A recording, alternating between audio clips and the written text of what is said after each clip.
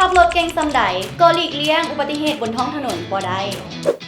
สวัสดีทุกคนยินดีต้อนรับเข้าสู่รายการ Honda กูรู้ให้ความรู้คู่กับประกันภัยรายการที่จะพาทุกท่านไปไขข้อสงสัยเกี่ยวกับเรื่องประกันภัยให้เข้าใจแบบง่ายๆละเอียดและบ่ซับซ้อนเมื่อนี้เองจะมีตัวแทนจากบริษัทประกันภัยจงจี้ที่จะมาให้ข้อมูลง่ายๆมาพบกับเพิ่นเลย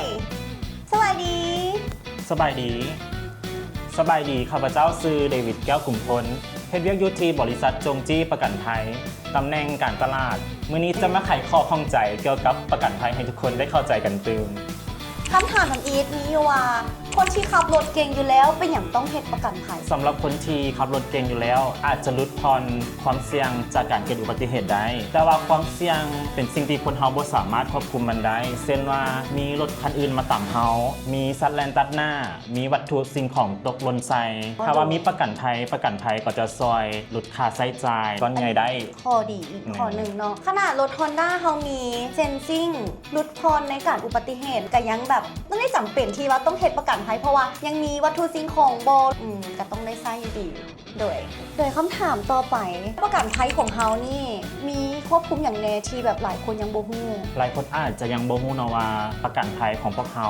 สามารถเคลมหรือว่าควบคุมได้หลายกรณีเช่นว่าจอดรถไว้แล้วมีคนมาขูดก็สามารถเคลมได้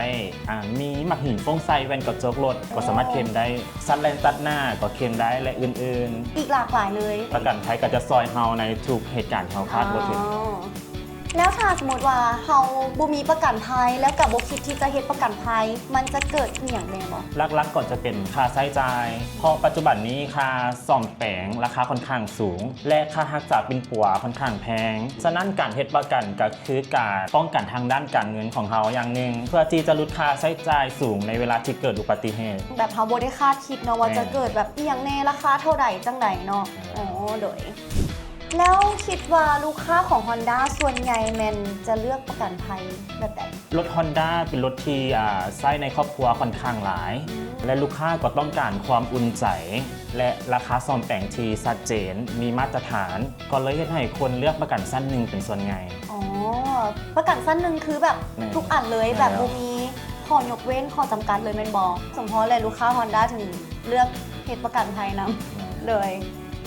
และก็จบกันไปสำหรับคำถามและคำตอบที่ว่าทุกคนกำลังไขข้อสงสัยกันอยู่แต่ว่าดาด้าจะมาสรุปให้อีกบาทหนึ่งขับรถดีขับรถเก่งซำใดก็ควรมีประกันภัยเพราะความเสี่ยงเกิดขึ้นได้ตลอดเวลาประกันภัยคุ้มค่าหลายกว่าที่คิดเพราะหลายเหตุการณ์สามารถเคลมได้แต่หลายคนบ่ฮู้มีประกันภัยก็คือมีเงินสำรองเฮ็ดให้บ่เสียค่าใช้จ่ายหลายเวลาเกิดอุบัติเหตุมื้อนี้ต้องขอบใจตัวแทนจากบริษัทประกันภัยจงจี้ที่มาให้ข้อมูลความรู้ดีๆเกี่ยวกับประกันภัยของพวกเขาและทางพวกเขาก็จะมีของขวัญเล็กๆน้อยๆจาก Honda ลาวที่มอบให้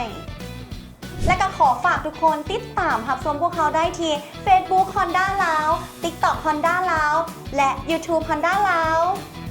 พวกเขาจะมีกิจกรรมดีๆของแจกให้ทุกท่านได้ร่วมเล่นและจะมีข้อมูลเกี่ยวกับรถให้ทุกท่านได้รับชมกัน